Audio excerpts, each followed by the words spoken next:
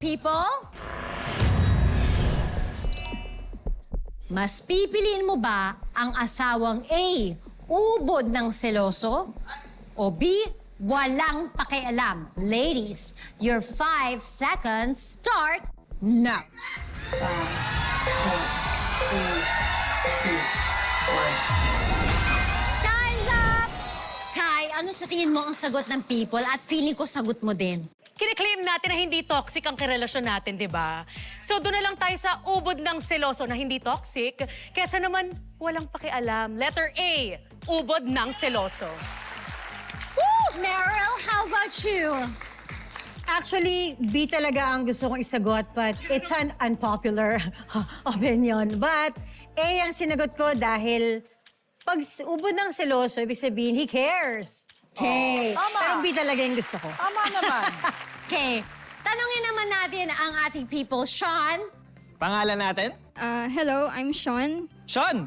As in Sean. Sean, we're twins. Ang sagot ko ay letter A, ubod ng seloso. Agree ka sa kanila? Yes. Okay, bakit? At least then, may pake yung tao and meron kayong communication, may mapag-uusapan kayo. At least if it's not at the point of harmful na siya or toxic. Okay, thank you, Sean. Ano bang say mo, Celebrity Peep Joy? Well, ako ang pipiliin ko dyan, B. Asawang walang pakialam. Kasi yung A, yung pagiging ubod ng seloso, technically wala ka rin pakialam sa asawa mo eh. Wala kang pakialam sa nararamdaman niya. Kasi kung i-restrict mo siya every time, di siya magkakaroon ng freedom to live her life, eh dapat nga ang pag-aasawa, partnership siya. So kung ikaw na lang kinoconsider na lang laging nararamdaman mo, nawawalan ng pakpak yung asawa mo. So, sorry, pakpak, kala ko si Aswang.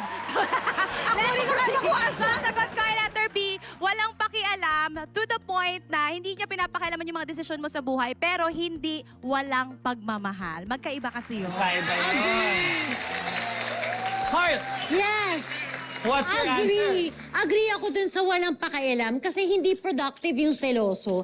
Parang in a way, competition din yun kung seloso. It can be with a person, can be with your career.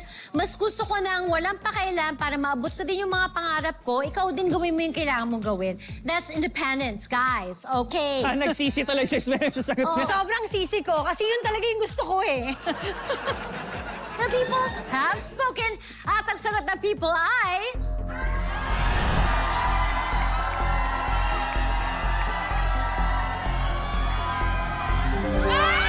Yes!